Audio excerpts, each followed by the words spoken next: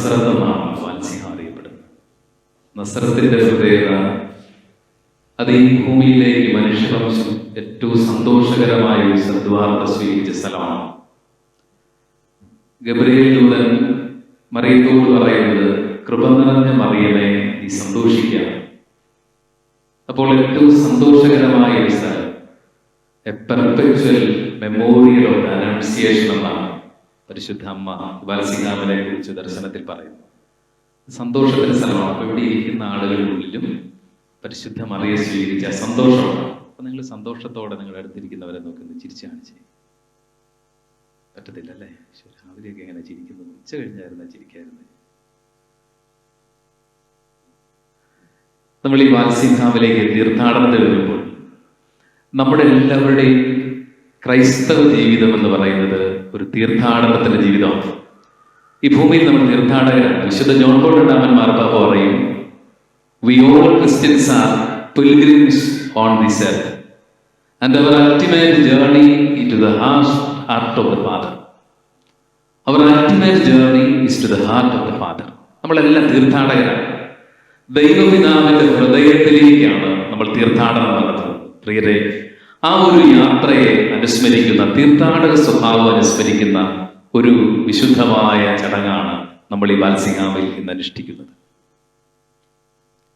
വാത്സിഹാം എന്ന് പറയുന്ന ഈ തീർത്ഥാടന കേന്ദ്രത്തെ കുറിച്ച് ചിന്തിക്കുമ്പോൾ ആദ്യം നമ്മൾ മനസ്സിലാകുന്നത്, ദൈവത്തിന്റെ പദ്ധതികൾക്ക് മനുഷ്യരെങ്ങനെയൊക്കെ പ്രതിബന്ധം സൃഷ്ടിക്കാൻ ശ്രമിച്ചാൽ ആ ദൈവിക പദ്ധതി മനുഷ്യന്റെ സകല പദ്ധതികളിൽ ഏതെല്ലാം തന്ത്രങ്ങൾ എങ്ങനെയൊക്കെ മനുഷ്യൻ ദൈവഹിതത്തെ ബ്ലോക്ക് ചെയ്യാൻ ശ്രമിച്ചാലും അതിനെല്ലാം അപ്പുറമായി ദൈവത്തിന്റെ പദ്ധതി വിജയിക്കുമെന്നുള്ള ആദ്യത്തെ സന്ദേശമാണ്. നമ്മളെല്ലാം കുറിച്ച് ദൈവത്തിന് ഒരു പദ്ധതിയുണ്ട്.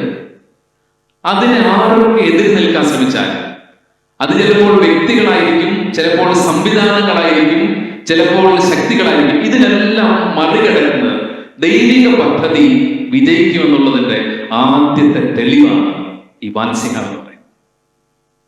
AD 1061 ഇവിടെ വളരെ ഭക്തയായ, മാതൃഭക്തയായ ഒരു സ്ത്രീ, റിഹേൽഡിസ് എന്ന് പറയുന്ന ഒരു സ്ത്രീ ജീവിക്കാം. റിഹേൽഡിസ്, ലേഡി റിഹേൽഡിസ്.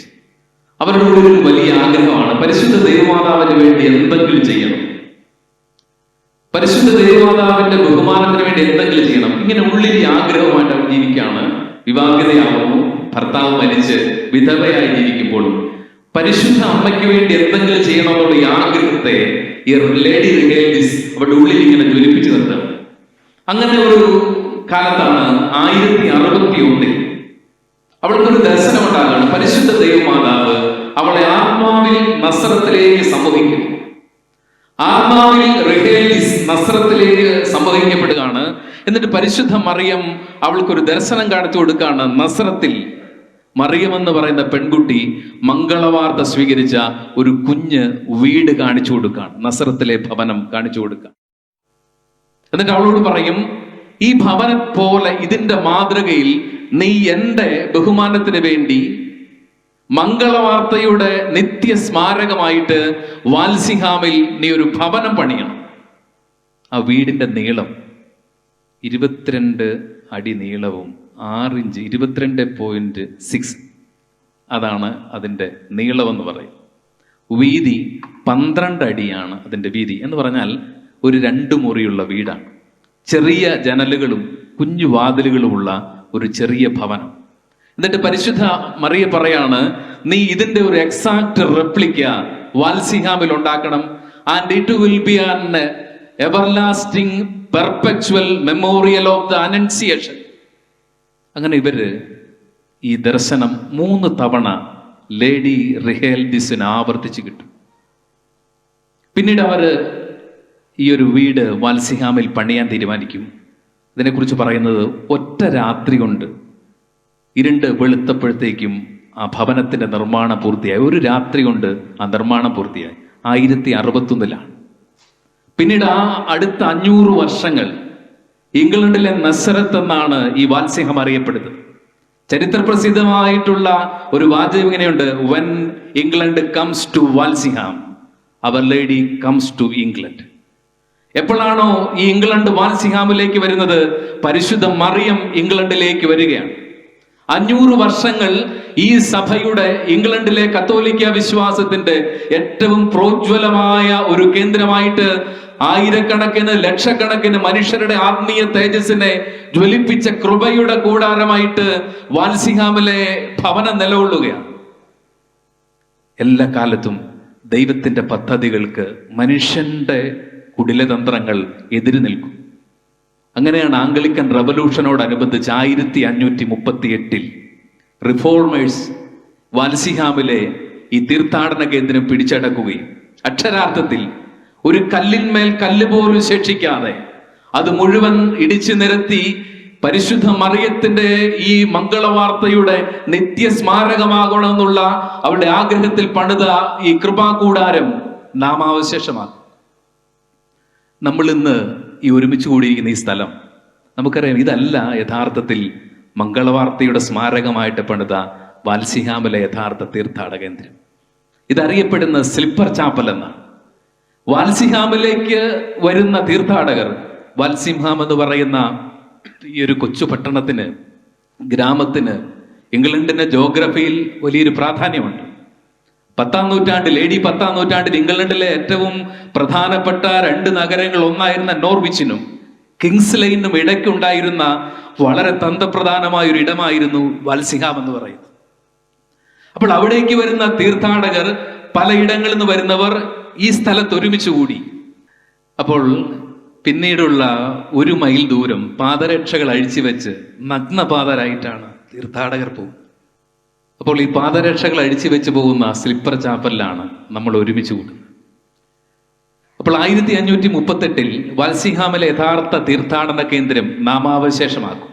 പിന്നീട് സ്നേഹിതരെ, 400 വർഷങ്ങൾ വാൽസിഹാമും അവിടെ തീർത്ഥാടകർക്ക് സങ്കേതമായിട്ട് നിൽക്കുന്ന പരിശുദ്ധ കന്യകാമറിയത്തെക്കുറിച്ചുള്ള ഭക്തിയുമെല്ലാം ചരിത്രത്തിൽ വിസ്മരിക്കപ്പെട്ടു പോവുകയാണ്. 400 വർഷങ്ങൾ മനുഷ്യൻ ദൈവത്തിന്റെ പദ്ധതിയെ തടസ്സപ്പെടുത്തും. പിന്നീട് 1829 കാത്തലിക് എമാൻസിപ്പേഷൻ, കത്തോലിക്ക സഭയ്ക്ക് സ്വാതന്ത്ര്യം പ്രഖ്യാപിക്കുന്നതിന്റെ ഭാഗമായിട്ട് ഈ ഷ്രൈൻ വീണ്ടെടുക്കപ്പെടും. പിന്നീട് വീണ്ടും ഒരു 60 വർഷം കഴിഞ്ഞ് 1868 ഈ സ്ലിപ്പർ ചാപ്പൽ, ഒരു സ്വകാര്യ വ്യക്തിയുടെ കയ്യിലുണ്ടായിരുന്ന ഈ സ്ഥലം ഒരാൾ വില കൊടുത്തു മേടിച്ച് ഇംഗ്ലണ്ടിലെ കത്തോലിക്ക സഭ ഏൽപ്പിക്കുന്നതും ഇവിടെ ഈ സ്ലിപ്പർ ചാപ്പൽ ഇന്ന് കാണുന്ന ഈ ചെറിയ പള്ളി നിർമ്മിക്കപ്പെടുന്നതും 1897 ലയോ 13 മാർപ്പാപ്പ വാൽസിഹാമിനെ വീണ്ടും ഇംഗ്ലണ്ടിന്റെ ദേശീയ തീർത്ഥാടന കേന്ദ്രമായിട്ട് പ്രഖ്യാപിക്കും. അപ്പോൾ നമ്മൾ ഇന്ന് ഒരുമിച്ച് കൂടുമ്പോൾ ഈ സ്ഥലത്തിന് ഒരു ചരിത്രമുണ്ട്. ആ ചരിത്രം തരുന്ന ഏറ്റവും വലിയ ആത്മീയ പാഠം എന്താണ്? ദൈവത്തിന് ഒരിടത്തെക്കുറിച്ച്, ഒരു സ്ഥലത്തെക്കുറിച്ച്, ഒരു വ്യക്തിയെക്കുറിച്ച് ഒരു പദ്ധതി ഉണ്ടെങ്കിൽ, ഒരു ജനതയെക്കുറിച്ച് ഒരു പദ്ധതി ഉണ്ടെങ്കിൽ, ആ പദ്ധതിയെ മറികടക്കാൻ മനുഷ്യന്റെ ഒരു തന്ത്രങ്ങൾക്കും, മനുഷ്യന്റെ ഒരു പദ്ധതികൾക്കും സാധിക്കുകയില്ല. ദൈവത്തിന്റെ പദ്ധതി അന്തിമമായി വിജയം നേടുമെന്നുള്ളതിന്റെ ഏറ്റവും സുന്ദരമായ മാതൃകയാണ്, ഉദാഹരണമാണ് ഈ വാൽസിഹാമിലെ തീർത്ഥാടന കേന്ദ്രം. ഇന്ന് നമ്മളിവിടെ ഒരുമിച്ച് കൂടിയിരിക്കുന്നത്. പ്രിയരെ, നിങ്ങളെ ഓരോരുത്തരെയും കുറിച്ച് ദൈവത്തിനൊരു പദ്ധതിയുണ്ട്. ആ പദ്ധതിയുടെ ഭാഗമായിട്ടാണ് ഗ്രേറ്റ് ബ്രിട്ടൻ എന്ന് പറയുന്ന രൂപത, സീറോ മലബാർ രൂപത സ്ഥാപിക്കപ്പെട്ടത്. കേരളത്തിന്റെ പല ഭാഗത്ത് നിന്ന് ഇവിടെ നമ്മൾ വരികയും ഈ തീർത്ഥാടന കേന്ദ്രത്തിലേക്ക് ഒരുമിച്ച് കൂടുകയും ചെയ്യുന്നത് ഒരു ജനതയായിട്ട് നമ്മളെ ഇവിടെ രൂപപ്പെടുത്തണം. വീണുപോയ, തകർന്നുപോയ വിശ്വാസത്തിന്റെ കൂടാരങ്ങളെ നിങ്ങളിലൂടെ, നിങ്ങളുടെ സന്തതി പരമ്പരകളിലൂടെ വീണ്ടും ഉയർത്തണമെന്ന് സർവശക്തനായ ദൈവത്തിനൊരു പദ്ധതി ഉള്ളത് കൊണ്ടാണ് നമ്മൾ ഇന്ന് ഇവിടെ ഒരുമിച്ച് കൂടുന്നത്. ആമേൻ. ദൈവത്തിന് നിങ്ങളെക്കുറിച്ചുള്ള പദ്ധതി നിറവേറുന്നതിന് പരിശുദ്ധ അമ്മയോളം നല്ല ഒരു സഹായി വേറെയില്ല. ചോസൺ എന്ന പേരിൽ ഒരു ടെലി സീരിയൽ ഇംഗ്ലീഷിൽ സംപ്രേഷണം ചെയ്യുന്നുണ്ട്. നിങ്ങൾ കുട്ടികളെയൊക്കെ കാണിക്കാൻ പറ്റിയ ഒരു സീരിയലാണ് ദ ചോസൺ. സുവിശേഷത്തിൻ്റെ ഒരു സുന്ദരമായ ആഖ്യാനമാണ്. അതിൽ കാനായിലെ കല്യാണ വിരുന്നിനെ കുറിച്ച് ഇങ്ങനെ ഒരു എപ്പിസോഡുണ്ട്. കാനായിലെ വിവാഹ വിരുന്ന് നടക്കുന്നത്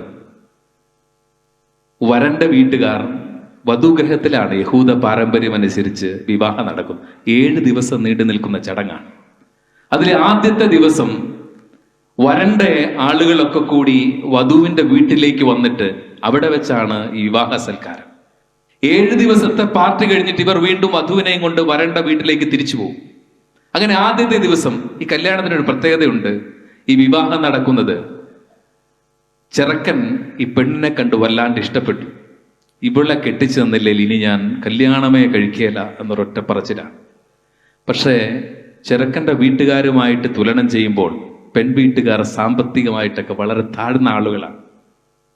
അപ്പൊ ഒരുപാട് കാശുള്ള വീട്ടിൽ നിന്ന് ഒരു ചെറുക്കൻ ഒരു പാവപ്പെട്ട പെണ്ണിനെ കിട്ടുകയാണെങ്കിൽ ആ വീട്ടുകാർക്ക് അപ്പനും അമ്മയ്ക്കും ഒന്നും ഇഷ്ടമുണ്ടായിട്ടല്ല, അവന്റെ ഒറ്റ നിർബന്ധത്തെ പ്രതി കല്യാണം നടത്തുകയാണ്.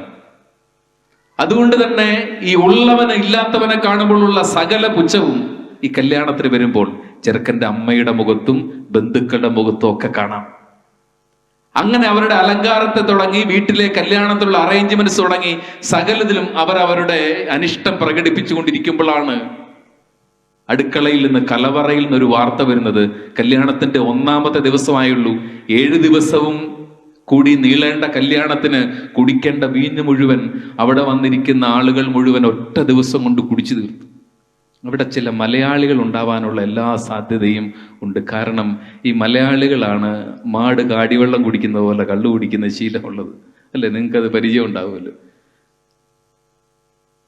അപ്പൊ അങ്ങനെ ഒറ്റ ദിവസം കൊണ്ട് ഈ 7 ദിവസം കുടിക്കേണ്ട വീഞ്ഞ് മുഴുവൻ കുടിച്ചു തീർത്ത് കഴിഞ്ഞപ്പോൾ കലവറയിൽ വീഞ്ഞില്ലാതായി. 1ാമതായി ഈ പെണ്ണിന്റെ വീട്ടുകാർ ആകെ നാണം കെട്ട് ചെറുതായി നിൽക്കുകയാണ്. അപ്പോഴാണ് വീഞ്ഞും കൂടി ഇല്ലാതെ പോവാണ്. ഈ വാർത്ത മറിയം അറിയും. മറിയം ഓടി യേശുവിന്റെ അടുത്ത് നിന്ന് പറയും, they have no wine. ഉടനെ ഈശോയുടെ ചോദ്യം ഇങ്ങനെയാണ്, women, what I have to do with you? What I have to do with you? എന്നിട്ട് തുടരുകയാണ്, my time is not yet come. My time is not yet come എന്ന് പറഞ്ഞ് നിൽക്കുന്ന മകന്റെ മുഖത്തേക്ക്, യേശുവിന്റെ മുഖത്തേക്ക് നോക്കിയിട്ട് മറിയം ഈശോയുടെ 2 കൈയിലും ഇങ്ങനെ കൂട്ടിപ്പിടിച്ചിട്ട് ചോദിക്കുകയാണ്, അവന്റെ കണ്ണുകളിലേക്ക് നോക്കിയിട്ട്, if not now when? My time is not come എന്ന് പറഞ്ഞപ്പോൾ മറിയം യേശുവിന്റെ കൈകൾ കൂട്ടിപ്പിടിച്ചിട്ട് ചോദിക്കുകയാണ്, ഇഫ് നോട്ട് നൗ വെൻ? ഇപ്പോൾ അല്ലെങ്കിൽ പിന്നെ മകനെ, എപ്പോഴാണ് നിന്റെ സമയം വരണം? എന്നിട്ട് അവൾ ഈശോയോട് പറയും, പ്ലീസ്. പിന്നെ അടുത്ത രംഗം കാണുന്നത് കോരി വെച്ചിരിക്കുന്ന കൽഭരണികൾ, നിറഞ്ഞു തുളുമ്പി നിൽക്കുന്ന കൽഭരണികളിലെ വെള്ളത്തിന്റെ അടുത്ത് ചെന്നിട്ട് ഈശോ ആ വെള്ളത്തിലേക്ക് നോക്കിയിട്ട് സ്വർഗത്തിലേക്ക് കണ്ണുകൾ ഉയർത്തിയിട്ട് ഇങ്ങനെയാണ് പറയുന്നത്, ഫാദർ, ഐ ആം റെഡി.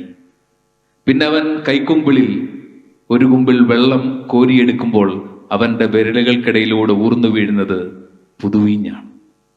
അത് രുചിച്ചു നോക്കിയിട്ട് കലവറക്കാരൻ പറയും, the best wine I have never tasted in my life. Mariam മകനോട് ചോദിക്കുന്ന ഒരൊറ്റ ചോദ്യമുള്ളൂ, ഇഫ് നോട്ട് നൗ വെൻ? പ്രിയരെ, നിങ്ങളെല്ലാം ഇതുപോലെ ചിലപ്പോൾ ഇന്ന് ഇവിടെ വരുന്ന തീർത്ഥാടകരായിട്ടുള്ള ഗ്രേറ്റ് ബ്രിട്ടൻ രൂപതയിലെ സിറോ മലബാർ വിശ്വാസികൾ, പരിശുദ്ധ മറിയത്തിന്റെ മാധ്യസ്ഥം തേടി വരുന്ന ഈ ദേവാലയത്തിൽ വരുന്ന ഓരോ വ്യക്തിയും വീഞ്ഞു തീർന്നു പോയതിന് അനുഭവമായിട്ട് വരികയാണ്. ഞാൻ വിശ്വസിക്കുകയാണ്, നിങ്ങളുടെ സങ്കടങ്ങൾ നിങ്ങൾ പരിശുദ്ധ മറിയത്തോട് പറയുമ്പോൾ അതുമായിട്ട് നിശ്ചയമായിട്ടും അവൾ ഈശോയുടെ അടുത്ത് ചെല്ലും. എന്നിട്ട് അവനോട് പറയും, ഇഫ് നോട്ട് നൗ വെൻ? ഇപ്പോൾ അല്ലെങ്കിൽ നീ എപ്പോഴാണ് മകനെ ഇടപെടേണ്ടത്? ഈ ജനത്തിന്റെ സങ്കടങ്ങളുടെ മുമ്പിൽ, ഈ കുടുംബത്തിന്റെ സഹനത്തിന്റെ മുമ്പിൽ, ഈ വ്യക്തിയുടെ പീഡകളുടെ മുമ്പിൽ, if not now when you have to intervene? ഇപ്പോൾ അല്ലെങ്കിൽ മകനെ നീ പിന്നെ എപ്പോഴാണ് ഇടപെടേണ്ടത്? മറിയം അങ്ങനെ ഒരു ചോദ്യവുമായിട്ട്, സ്നേഹിതരെ, നമുക്കെല്ലാം വേണ്ടി ദൈവസന്നിധിയിൽ ഇന്ന് മാധ്യസ്ഥം വഹിക്കുമെന്നാണ്. സുറിയാനി സഭയുടെ ഏറ്റവും കൃപ നിറഞ്ഞ പിതാക്കന്മാരിൽ ഒരാളാണ് മാർ എപ്രേം.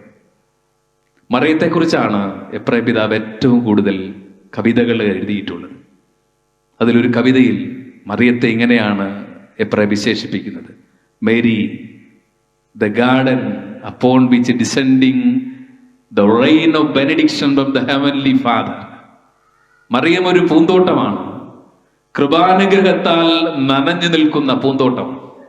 ഈ വാൽസിംഗാമിൽ സ്നേഹിതരെ, നമ്മളെല്ലാം ഇന്നിങ്ങനെ ഒരുമിച്ച് കൂടി നിൽക്കുമ്പോൾ മറിയത്തിന്റെ മേൽ പെയ്തിറങ്ങിയ അതേ ദൈവകൃപയുടെ ദൈവാനുഗ്രഹത്തിന്റെ മഴ സ്വർഗത്തിൽ നിന്ന് ഇവിടെ വന്നെത്തുന്ന സകലരുടെയും മേൽ പെയ്തിറങ്ങാൻ വേണ്ടി, അനുഗ്രഹ മഴയാൽ നനയുന്ന ഒരനുഭവം ഉണ്ടാവാൻ വേണ്ടിയിട്ടാണ് നമ്മൾ ഇന്ന് ചേർന്ന് പ്രാർത്ഥിക്കുന്നത്.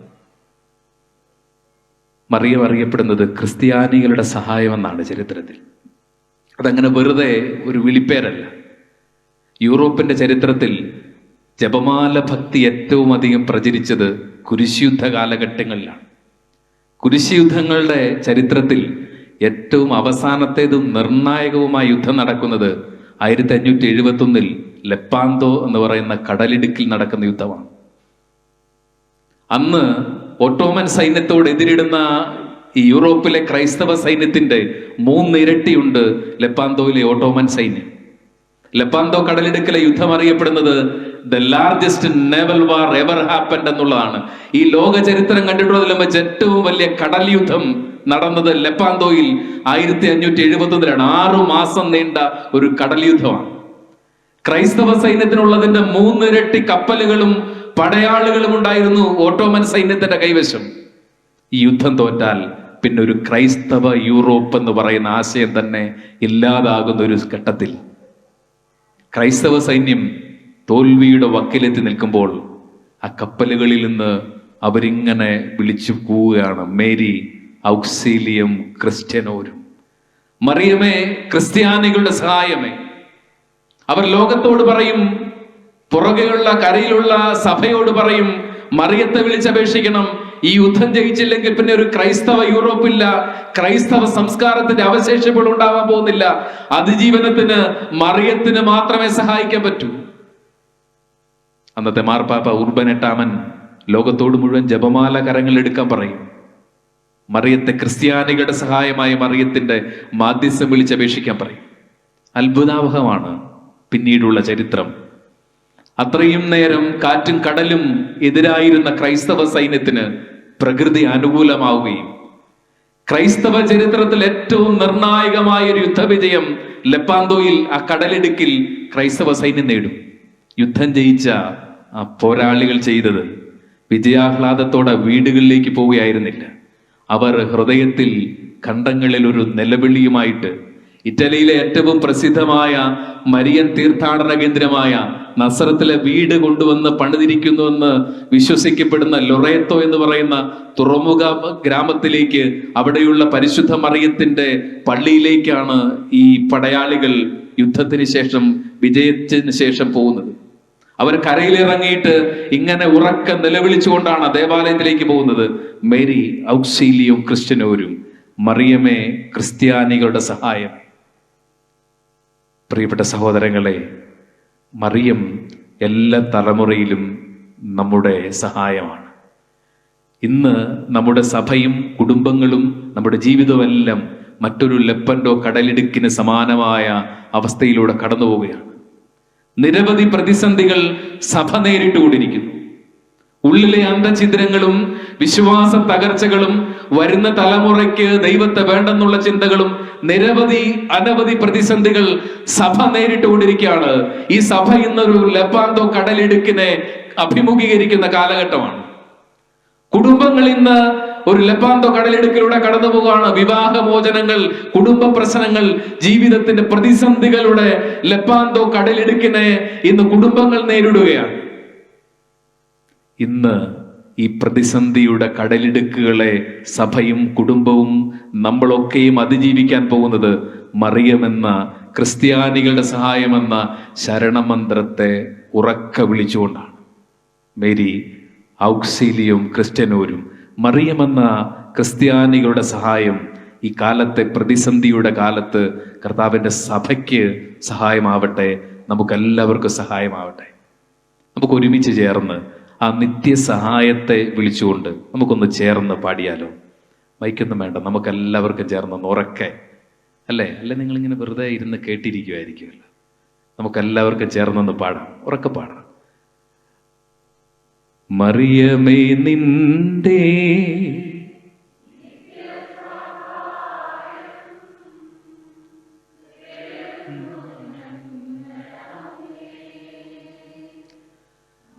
മക്കളെന്നോർത്തു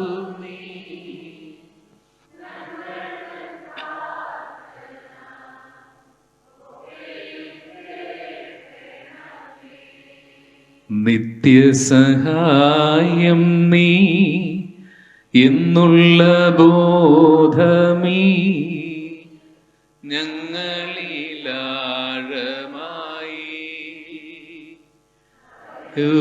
നല്ലൊരു വരമിന്നു നൽകണേ. ഒന്നുകൂടെ സ്വരമുയർത്തിയെന്ന് പാടാം. മറിയമേ നിന്റെ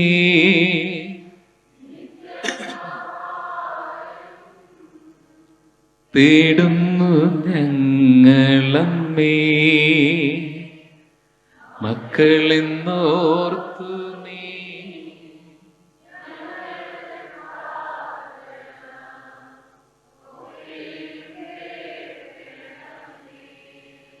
പരിശുദ്ധ മറിയത്തിൽ നിന്ന് നമ്മൾ ഓരോരുത്തരും പഠിക്കേണ്ട ഒരു 4 ആത്മീയ പാഠങ്ങളെ കൂടി പറഞ്ഞുകൊണ്ട് നമ്മുടെ ഈ ഒരു ചിന്ത നമുക്ക് അവസാനിപ്പിക്കാം.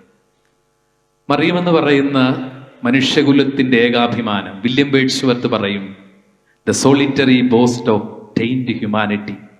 കറപുരണ്ട മനുഷ്യവർഗത്തിന്റെ ഏകാഭിമാനമാണ് മറിയം.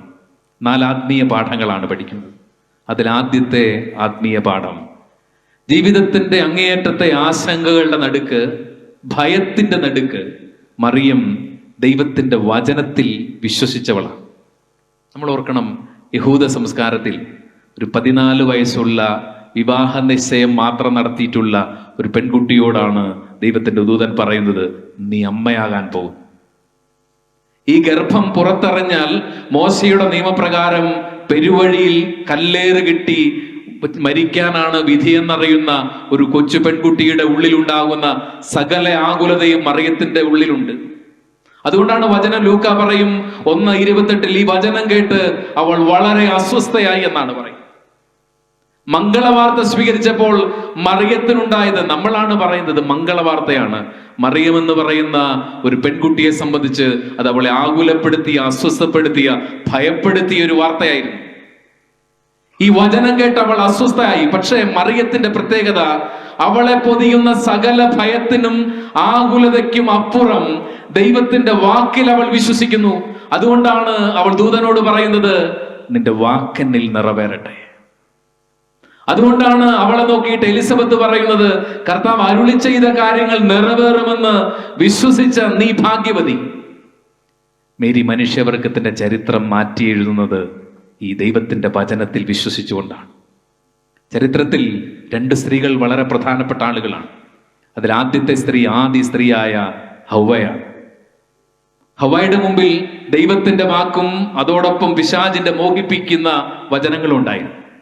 ഹവ്വ വിശ്വസിച്ചത് ദൈവത്തിന്റെ വചനത്തേക്കാൾ ഉപരി ഇത് തിന്നാൽ നീ ദൈവത്തെ പോലെ ആകുമെന്നുള്ള പിശാചിന്റെ വാഗ്ദാനത്തിലാണ്. ദൈവത്തിന്റെ വാഗ്ദാനത്തെക്കാൾ ആദ്യത്തെ സ്ത്രീ സാത്താന്റെ വാക്കിൽ വിശ്വസിച്ചതാണ് മനുഷ്യവംശത്തിന്റെ പതനത്തിന്റെ കാരണമായതെങ്കിൽ, മറിയം എങ്ങനെയാണ് the solitary boast of tainted humanity, ഈ മനുഷ്യവംശത്തിന്റെ കറപുരണ്ട മനുഷ്യപ്രകൃതിയുടെ ഏകാഭിമാനമായിട്ട് മാറിയത്? അവൾ ദൈവത്തിന്റെ വചനത്തെ തന്നെ പൊതിയുന്ന സകല ആകുലതകളുടെയും ആദികളുടെയും ഭയത്തിന്റെയും അപ്പുറം സർവശക്തന്റെ വാക്കിലും വാഗ്ദാനത്തിലും വിശ്വസിച്ചത് വഴിയാണ് അവൾ തലമുറകൾക്കൊരു മാതൃകയായിട്ട് മാറുന്നത്. മറിയം ദൈവത്തിന്റെ വാഗ്ദാനത്തിൽ വിശ്വസിക്കുകയാണ്. പ്രിയരെ, നമ്മളെയൊക്കെ പലതരത്തിലുള്ള ഭീതികൾ ഗ്രസിക്കുന്നുണ്ടാവും. നമ്മളെയൊക്കെ പലതരത്തിലുള്ള ആകുലതകളുടെ മനുഷ്യരായിട്ടായിരിക്കും നമ്മൾ നടക്കുന്നത്. ചിന്തിച്ചാൽ നമുക്കൊരു ഗതിയും എത്തും കിട്ടാത്ത വിധം നമ്മുടെ ഭാവി ചിലപ്പോൾ അനിശ്ചിതത്വത്തിലാകും. നമ്മുടെ ജീവിതത്തിൽ പരിഹരിക്കാൻ പറ്റാത്ത പ്രശ്നങ്ങളുടെ നീണ്ട നിരകൾ നമ്മൾ കാണും. പക്ഷെ മറിയം തരുന്ന ആത്മീയ പാഠം, ഈ ഭയത്തിനപ്പുറം, ഈ ആകുലതയ്ക്കപ്പുറം ദൈവത്തിന്റെ വാക്കിൽ വിശ്വസിക്കാനുള്ള ഒരു ക്ഷണമാണ് മറിയത്തിന്റെ ജീവിതം നൽകുന്നത്. നമുക്ക് കർത്താവിന്റെ വാഗ്ദാനങ്ങളിൽ വിശ്വസിക്കുന്നതിന് ഭയവും ഭയപ്പെടുത്തുന്ന സാഹചര്യങ്ങളും എത്ര വലുതാണെങ്കിലും അതിലപ്പുറം ദൈവത്തിന്റെ വാഗ്ദാനത്തിൽ വിശ്വസിക്കുന്നതിന് മറിയം ഒരു മാതൃകയായിട്ട് നിൽക്കുകയാണ്. നമുക്ക് ഈ വിശുദ്ധ ദിവസം പ്രാർത്ഥിക്കാം. മറിയമേ, നിന്നെ പോലെ സർവശക്തന് ഞങ്ങളെക്കുറിച്ചുള്ള വാക്കിലും അവിടുത്തെ കൃപയുടെ വാഗ്ദാനങ്ങളിലും ഞങ്ങളെ പൊതിയുന്ന എല്ലാ ഭയത്തിലും അപ്പുറം വിശ്വസിക്കാൻ ഒരു കൃപ തരണമേ എന്ന് പ്രാർത്ഥിക്കാം. മറിയം സകല ഭയത്തിലും അപ്പുറം ദൈവത്തിന്റെ വാഗ്ദാനത്തിൽ വിശ്വസിച്ചവളാണ്. രണ്ടാമത്, പരിശുദ്ധ മറിയത്തിൽ നമ്മൾ പഠിക്കുന്ന രണ്ടാമത്തെ ആത്മീയ പാഠം എന്ന് പറയുന്നത്, സഹനത്തിന്റെ നടുവിലും പരീക്ഷണങ്ങളുടെ നടുവിലും മറിയത്തിന്റെ അധരങ്ങളിൽ ദൈവസ്തുതി ഉണ്ടായിരുന്നു. സഹനങ്ങളുടെ നടുവിൽ, പരീക്ഷണങ്ങളുടെ നടുവിൽ മറിയം ദൈവത്തെ മറക്കുകയല്ല, ദൈവത്തെ പഴി പറയുകയോ പരാതി പറയുകയോ സർവശക്തന്റെ പദ്ധതികളെ കുറിച്ച് പഴി പറയുകയോ ചെയ്യല്ല. മറിച്ച് അവളുടെ അധരങ്ങളിൽ, പരീക്ഷണങ്ങളുടെ നടുവിൽ മറിയത്തിന്റെ അധരത്തിലുണ്ടായിരുന്നത് ദൈവസ്തുതിയാണ്. ആ ദൈവസ്തുതിയാണ് ലൂക്കാ സുവിശേഷം 1:46 മുതൽ നമ്മൾ കേൾക്കും. എൻ്റെ ആത്മാവ് കർത്താവിനെ മഹത്വപ്പെടുത്തുന്നു, എൻ്റെ ചിത്തം എൻ്റെ രക്ഷകനായ ദൈവത്തിൽ, അവിടുന്ന് തൻ്റെ ദാസിയുടെ താഴ്മയെ ഇപ്പോൾ മുതൽ സകല തലമുറകളും ശക്തനായവൻ എനിക്ക് അവിടുത്തെ നാമം അവിടുത്തെ ഭയപ്പെടുന്നവരുടെ മേൽ തലമുറകൾ തോറും അവിടുന്ന് കരുണ വർഷിക്കും. അവിടുന്ന് തന്റെ ഭുജം കൊണ്ട് ശക്തി പ്രകടിപ്പിച്ചു, ഹൃദയവിചാരത്തിൽ അഹങ്കരിക്കുന്നവരെ ചിതറിച്ചു, ശക്തന്മാരെ സിംഹാസനത്തിൽ മറിച്ചിട്ടു, എളിയവരെ ഉയർത്തി. അവിടുന്ന് വിശക്കുന്നവരെ വിശിഷ്ട വിഭവങ്ങൾ കൊണ്ട് സംതൃപ്തരാക്കി, സമ്പന്നരെ വെറും കൈയോടെ പറഞ്ഞയച്ചു. തന്റെ ദാസിയുടെ താഴ്മയെ കടാക്ഷിച്ച് അവിടുന്ന് തന്റെ വാഗ്ദാനം അനുസരിച്ച് തന്റെ ദാസനായ ഇസ്രായേലിനെ സഹായിച്ചു. പരീക്ഷണങ്ങളുടെ നടുവിൽ പഴിയല്ല, കീർത്തനമാണ്, കൃതജ്ഞതയാണ്, നന്ദിയാണ് മറിയത്തിന്റെ അധരങ്ങളുണ്ടായത്. സ്നേഹിതരെ, നമ്മളൊക്കെ സഹനാനുഭവങ്ങളിലൂടെ കടന്നു പോകുന്നവരാണ്. വിശുദ്ധ അഗസ്തീനോസ് പറയും, ദൈവത്തിന് പാപമില്ലാത്ത ഒരു മകനുണ്ട് ചൂണ്ടിക്കാണിക്കാൻ. എന്നാൽ ദൈവത്തിന് വേദനകളില്ലാത്ത, സഹനങ്ങളില്ലാത്ത മക്കളായിട്ട് ആരെയും ചൂണ്ടിക്കാണിക്കാനില്ല. ദൈവത്തിന് പാപമില്ലാത്തതെന്ന് പറയാൻ അവിടുത്തെ ഏകപുത്രൻ ഉണ്ടെങ്കിൽ, സഹനമില്ലാത്തതെന്ന് പറയാൻ ദൈവത്തിന്റെ മക്കളായിട്ട് ഈ ഭൂമിയിൽ ആരുമില്ലെങ്കിൽ നമ്മളൊക്കെ സഹിക്കുന്ന മനുഷ്യരാണ്. നിങ്ങളുടെ സഹനത്തിന്റെ നടുക്ക് ഈ മറിയത്തെ പോലെ ഒരു കീർത്തനം, ഒരു സ്തുതി അധരങ്ങളിൽ സൂക്ഷിക്കാൻ പറ്റുന്നുണ്ടോ എന്നുള്ളതാണ് നമ്മളോട് തന്നെ ചോദിക്കേണ്ട ചോദ്യം. എന്റെ സഹനങ്ങളുടെ നടുക്ക്, എനിക്ക് ഉത്തരം കിട്ടാത്ത പ്രതിസന്ധികളുടെ നടുക്ക്, ഉത്തരമില്ലാത്ത എന്റെ ജീവിതത്തിന്റെ പരീക്ഷണങ്ങളുടെ നടുക്ക് എന്റെ ആധാരത്തിൽ ഈ മറിയത്തെ പോലെ ഒരു കീർത്തനം സൂക്ഷിക്കാൻ പറ്റുന്നുണ്ടോ? ഏറ്റവും വലിയ പരീക്ഷണം നടുക്കാണ് അവൾ പറയുന്നത്, എന്റെ ആത്മാവ് സർവശക്തനിൽ ആനന്ദിക്കും, എന്റെ ചിത്തം അവിടുത്തെ നാമം പ്രകീർത്തിക്കും. ഇങ്ങനെ ഒരു സ്തുതി ഉള്ളിൽ സൂക്ഷിക്കാൻ പറ്റുന്നുണ്ടോ എന്നുള്ളത്. മറിയം തരുന്ന രണ്ടാമത്തെ ആത്മീയ പാഠം ഇതാണ്. സഹനങ്ങൾ ദൈവത്തിൽ നകറ്റുകയല്ല, പീഡകളുടെയോ പരീക്ഷണങ്ങളുടെയോ ഒക്കെ നടുക്ക് ഉള്ളിലൊരു കീർത്തനം സൂക്ഷിക്കുന്ന കൃപയുടെ മനുഷ്യരായിട്ട് മാറാനുള്ള ക്ഷണമാണ്. മൂന്നാമത്, പരിശുദ്ധ മറിയം ഉള്ളിലെ ആനന്ദം നഷ്ടപ്പെടാതെ സൂക്ഷിച്ചവളാണ്. എപ്പോഴും ഉള്ളിലൊരു ആനന്ദം ഉണ്ടായിരുന്നു. അതുകൊണ്ടാണ് അവൾ പറയുന്നത്, എൻ്റെ ആത്മാവ് കർത്താവിൽ ആനന്ദിക്കുന്നു എന്നാണ്, എൻ്റെ ചിത്തം രക്ഷകനായ ദൈവത്തിൽ ആനന്ദിക്കുന്നു എന്നാണ്. ഹൃദയത്തിൽ ഒരു ആനന്ദം ഉണ്ടായിരുന്നു. മറിയത്തോട് പറഞ്ഞ് ദൈവത്തിന്റെ ദൂതൻ പറയുന്ന സദ്വാർത്ത ഇതാണ്, കെയ്റെ മെറിയാം കെക്കരിത്തോമനെ എന്നാണ് ഗ്രീക്ക് ഭാഷയിൽ. അത് ലൂക്കാസ് സുവിശേഷൻ എഴുതുന്നത് കെയ്റെ മെറിയാം കെക്കരിത്തോമനെ എന്ന് പറഞ്ഞാൽ rejoice O Mary full of grace എന്നാണ്. സന്തോഷിക്കാൻ പറയാനുള്ള കാരണം ഈ മറിയം എന്ന് പറയുന്ന പെൺകുട്ടി കൃപ നിറഞ്ഞവളായിരുന്നു. അപ്പോൾ ഈ ലോകത്തെ പ്രിയരെ, ദൈവം സ്വർഗം സന്തോഷിക്കാനുള്ള വരം കൊടുക്കിയിരിക്കുന്ന ആർക്കാണ്? കൃപയാൽ നിറയപ്പെടുന്നവർക്കാണ്. മറിയത്തെക്കുറിച്ച് ചിന്തിക്കുമ്പോഴൊക്കെയും ഒരു വിശുദ്ധ ജീവിതത്തെക്കുറിച്ച് കൂടി നമ്മൾ ചിന്തിക്കണം. അവൾ എന്നും കൃപാവര പൂർണ്ണതയായിരുന്നു. മറിയം എന്നും കൃപയാൽ നിറഞ്ഞവളായിരുന്നു. ഇന്ന് വിശുദ്ധി എന്ന് പറയുന്ന സങ്കല്പം പോലും ക്രൈസ്തവ ലോകത്ത് നിന്നില്ലാതായി പോകുന്ന ഒരു കാലഘട്ടമാണ്. വിശുദ്ധരാകണമെന്നൊക്കെ കുഞ്ഞുങ്ങളോടൊക്കെ പറഞ്ഞാൽ തന്നെ അതൊരു ഔട്ട്ഡേറ്റഡ് ഡിറ്റമായിട്ട് കാണുന്ന കാലഘട്ടത്താണ്. വിശുദ്ധിയെക്കുറിച്ചുള്ള ചിന്തയ്ക്ക് എപ്പോഴും പ്രാധാന്യമുണ്ടെന്ന് മറിയം ഓർപ്പിക്കും. കാരണം ഉള്ളിൽ കൃപാവരത്തിൻ്റെ വിശുദ്ധമായ മനുഷ്യർക്ക് മാത്രമാണ് സന്തോഷിക്കാൻ പറ്റും. നമ്മളൊക്കെ എല്ലാം ഉണ്ടായിട്ടും ഉള്ളിൽ ആനന്ദമില്ലാത്ത, ചിരിക്കാൻ പറ്റാത്ത മനുഷ്യരാണ്. എല്ലാം ഉണ്ട്. ഒരു കാലത്ത് നമ്മൾ ആഗ്രഹിച്ചൊക്കെ ദൈവം തന്നു, വീടും വാഹനവും ജീവിത സൗകര്യങ്ങളും. പക്ഷെ ഉള്ളിൽ നഷ്ടപ്പെടുന്നത് ഒരു ആനന്ദമാണ്, പ്രസാദമില്ലാതെ പോവുക. മറിയം തരുന്ന ആത്മീയ പാഠം എന്ന് പറയുന്നത് ഉള്ളിൽ എപ്പോഴും ഒരു ആനന്ദം സൂക്ഷിക്കുന്ന മനുഷ്യരാണ്. സ്വർഗം അവളോട് പറയാണ്, കൃപ നിറഞ്ഞവളെ നീ സന്തോഷിക്കണം. ഉള്ളിലെ ആന്തരിക ആനന്ദത്തെ ഈ മറിയം കൈമോശം വരുത്തിയില്ല എന്നുള്ളതാണ്. ഇന്ന് ജീവിതത്തിലെല്ലാം ഉണ്ടായിട്ടും സന്തോഷിക്കാൻ പറ്റാത്ത, ഉള്ളിലെ പ്രസാദം കൈമോശം വരുന്ന നമുക്കുള്ള ഏറ്റവും വലിയ മാതൃകയാണ് ഉള്ളിലെ ആനന്ദത്തെ സൂക്ഷിച്ച മറിയം. നമുക്ക് നമ്മുടെ ഉള്ളിലെ സന്തോഷത്തെ, നമ്മുടെ കുടുംബത്തിനുള്ളിലെ സന്തോഷത്തെ, ഒരു കൂട്ടായ്മയായി രൂപപ്പെടുമ്പോൾ ഉണ്ടാവുന്ന ആന്തരിക ആനന്ദത്തെ വർദ്ധിപ്പിക്കണമേ എന്ന് പരിശുദ്ധ മറിയത്തോട് പ്രാർത്ഥിക്കാം. മറിയം തരുന്ന 4ാമത്തെ പാഠം, പരിശുദ്ധ മറിയം കൂട്ടായ്മയുടെ സ്ത്രീയാണ്. അവളാണ് ഈ സഭയെ വളർത്തിയത്. ചിന്തിച്ചു നോക്കൂ, ഈ സഭ എപ്പോഴാണ് തുടങ്ങുന്നത്? നമ്മൾ പറയും സഭ പെന്തക്കോസ്താ തിരുനാളിലാണ് തുടങ്ങിയത്. ഞാൻ പറയും ഈ സഭ തുടങ്ങുന്നത് നസറത്തിലെ ഈ കൊച്ചു കന്യക ദൈവത്തിൻ്റെ അമ്മയാകാൻ സമ്മതമാണെന്ന് പറഞ്ഞ ആമേൻ എന്ന ഒറ്റ വാക്കിലാണ് ഈ സഭയുടെ തുടക്കം. 130 കോടി വിശ്വാസികളുള്ള പരിശുദ്ധ കത്തോലിക്കാ സഭ എന്ന് പറയുന്ന ഈ കൃപാസാഗരം തുടങ്ങിയത്, അത് ആദ്യം ഉറവയെടുക്കുന്നത് നസറത്തിലെ കുഞ്ഞു വീട്ടിൽ നിന്ന് ഒരു പെൺകുട്ടി ദൈവത്തിന്റെ ഹിതത്തിന് ആമേൻ പറഞ്ഞ സമയത്താണെങ്കിൽ, അന്നു മുതൽ ഈ സഭയുടെ ഒപ്പം നടന്ന് ഇതിനെ കാത്തു സംരക്ഷിച്ചത്, ചിതറിപ്പോവാതെ യേശുവിൽ വിശ്വസിക്കുന്നവരെ ചേർത്ത് നിർത്തുന്നത് മറിയമാണ്. മറിയം എവിടെയുണ്ടോ അവിടെ സഭ രൂപപ്പെടും. ശിഷ്യരേറ്റവും ദുർബലരായി മാറിയത് ഈശോയുടെ മരണത്തിന് ശേഷമാണെങ്കിൽ, ആ നാളുകളിലൊക്കെയും ഈ 11 പേരെയും കൂട്ടിപ്പിടിച്ച് പ്രാർത്ഥനയിൽ ഒരുമിച്ചിരുത്തിയത് പരിശുദ്ധ അമ്മയാണ്. നമ്മളൊരു രൂപതയായിട്ട് അഭിയന്റെ പിതാവിനോടും വൈദികരോടും ചേർന്ന് ഇവിടെ ഒരുമിച്ച് കൂടുകയാണ്. നമ്മളെ ഒരു സമൂഹമായിട്ട്, ഒരാത്മാവും ഒരു മനസ്സുമുള്ളവരായിട്ട് നമ്മളെ ചേർത്ത് നിർത്താൻ സഹായിക്കുന്നത് പരിശുദ്ധ മറിയത്തിന്റെ സാന്നിധ്യമാണ്. ഈ മറിയത്തിന്റെ ഒരു മാധ്യസ്ഥത്തിന്, ഒരുമയുള്ള ഒരു സമൂഹമായിട്ട്, ഒരു സഭയായിട്ട് നമ്മളെ രൂപപ്പെടുന്നതിൽ, ചിതറാതെ നമ്മളെ ഒരുമിച്ച് നിർത്തുന്നതിൽ പ്രിയരെ, പരിശുദ്ധ അമ്മയ്ക്ക് ഈ കാലത്ത് വലിയൊരു പ്രാധാന്യമുണ്ട്. ചിതറാൻ, ഭിന്നിക്കാൻ മനുഷ്യൻ കാരണങ്ങൾ റിസർച്ച് ചെയ്യുന്ന കാലഘട്ടമാണിത്. എങ്ങനെയാണ് ഒരു കൂട്ടായ്മയിൽ നിന്ന്, ഒരു ഇടവകയിൽ നിന്ന് മാറി നിൽക്കേണ്ടത്, എങ്ങനെ വിഘടിച്ചു നിൽക്കാം, ഭിന്നിക്കാം എന്നുള്ളതിനെ കുറിച്ചാണ് മനുഷ്യരെന്ന് കാരണങ്ങൾ കണ്ടുപിടിക്കാൻ ഗവേഷണം നടത്തുന്നത്.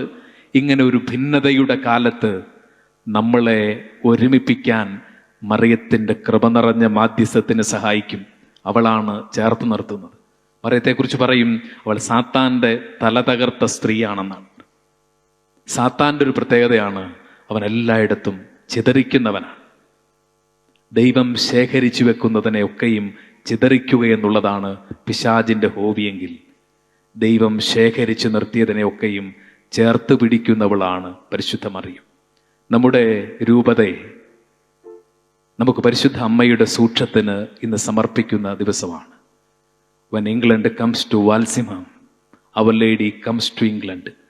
ഈ രാജ്യത്തെ, ഇതിൻ്റെ തകർന്നുപോയ വിശ്വാസ പൈതൃകത്തെ നമ്മളിലൂടെ വീണ്ടും ജ്വലിപ്പിക്കുന്നതിനാണ് കർത്താവ് നമ്മളെ ഇവിടെ കൊണ്ടുവന്നതെങ്കിൽ, ഒരു സമൂഹമായിട്ട് നമ്മളെ വളർത്തുന്നതെങ്കിൽ, അപ്പം എൻ്റെ പിതാവിനോട്, ഇവിടെയുള്ള വൈദിക സമൂഹത്തോട് ചേർന്ന് ഏകാത്മാവും ഏക ശരീരവുമായി മാറുന്ന ഒരാന്തരികമായ ഐക്യം നമ്മിൽ രൂപപ്പെടുന്നതിന് പരിശുദ്ധ ദൈവമാതാവിൻ്റെ സവിശേഷമായ മാധ്യസ്ഥം ഇന്ന് നമുക്കെല്ലാം തുണയാവും. ജോൺ പോൾ രണ്ടാമൻ മാർപ്പാപ്പയാണ് സഭയുടെ ചരിത്രം അറിയപ്പെട്ട ഏറ്റവും വലിയ മരിയ ഭക്തൻ. അദ്ദേഹം പരിശുദ്ധ കുർബാനയെക്കുറിച്ച് എഴുതിയ മനോഹരമായ ആത്മകഥാസ്പർശനമുള്ള ചാക്രിക ലേഖനമാണ് ദിവ്യകാരുണ്യത്തിന്റെ സഭ അഥവാ എക്ലേസിയ ദ യൂക്കരിസ്തിയ. അതിലിങ്ങനെ മാർപ്പാപ്പ പറയും, ഈശോ ഈ ലോകത്തിൽ നിന്ന് കടന്നു പോകുന്നതിന് മുൻപ് 2 സമ്മാനങ്ങളാണ് ലോകത്തിന് തൻ്റെ ശിഷ്യർക്ക് നൽകുന്നത്. ആദ്യത്തെ സമ്മാനം, ഇതെന്റെ ശരീരമാണ്, വാങ്ങി ഭക്ഷിക്കുമെന്ന് പറഞ്ഞ് അവൻ തൻ്റെ ശരീരം പരിശുദ്ധ കുർബാന സമ്മാനമായിട്ട് നൽകി. മാർപ്പാപ്പ പറയാണ്, 2ാമത്തെ സമ്മാനം, ഇതെന്റെ ശരീരമാണ്, വാങ്ങി ഭക്ഷിക്കുമെന്ന് പറഞ്ഞ് പരിശുദ്ധ കുർബാന നൽകിയതാണ് ആദ്യ സമ്മാനമെങ്കിൽ, കർത്താവ് തന്റെ ശിഷ്യർക്ക് നൽകുന്ന രണ്ടാമത്തെ സമ്മാനം ഇതാ നിന്റെ അമ്മ എന്ന് പറഞ്ഞ് അവന്റെ അമ്മയാണ്.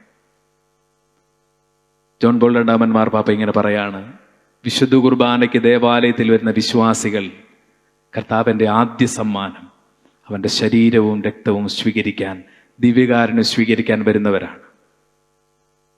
അങ്ങനെ ഈശോയുടെ ആദ്യ സമ്മാനം സ്വീകരിക്കാൻ വരുന്ന വിശ്വാസികളുടെ കൂട്ടായ്മയോട് മാർപ്പാപ്പ ഇങ്ങനെ പറഞ്ഞ് എക്ലേസിയ ദ യൂക്കറിസ്തിയ എന്ന് പറയുന്ന ചാക്രിക ലേഖനം അവസാനിപ്പിക്കുകയാണ്. Please permit Mary to accompany you. Please permit Mary to accompany you. നിന്റെ കൂടെ വരാൻ മറിയത്തെ അനുവദിക്കണം. ഈ വാൽസിഹാമിൽ ഒരുമിച്ച് കൂടുന്ന തീർത്ഥാടക സഭയോട് മറിയത്തെ നിങ്ങളുടെ കൂടെ വരാൻ അനുവദിക്കാനാണ് പരിശുദ്ധാത്മാവ് പറയുന്നത്. നമ്മുടെ കുടുംബങ്ങളിലേക്ക്, നമ്മുടെ ഇടവക സമൂഹത്തിലേക്ക്, ഈ ഗ്രേറ്റ് ബ്രിട്ടൻ രൂപതയുടെ മുഴുവൻ പ്രദേശങ്ങളിലേക്കും ഈ വാൽസിഹാമിൽ നിന്ന് പരിശുദ്ധ മറിയവുമായിട്ടുള്ള ഒരു മടക്കയാത്ര നമ്മൾ നടത്തുമ്പോഴാണ്, അവളോട് ചേർന്ന് വീണുപോയ വിശ്വാസത്തിന്റെ കൂടാരങ്ങളെ വീണ്ടും ഉയർത്തുമ്പോഴാണ്, കൃപയുള്ള ഒരു കൂട്ടായ്മയായിട്ട് നമ്മൾ രൂപപ്പെടുമ്പോഴാണ് പ്രിയരെ ഈ കാലത്ത് ദൈവത്തിന് നമ്മളെക്കുറിച്ചുള്ള ഹിതം നമ്മൾ നിറവേറ്റുന്നത്. ജോൺ പോൾ രണ്ടാമൻ മാർപ്പാപ്പയുടെ ആ വാചകത്തോടുകൂടി ഞാൻ ഈ സന്ദേശം അവസാനിപ്പിക്കുകയാണ്. Please permit Mary to accompany you. Please permit Mary to accompany you. നിന്റെ കൂടെ വരാൻ പരിശുദ്ധ മറിയത്തെ അനുവദിക്കുക. ആമേൻ.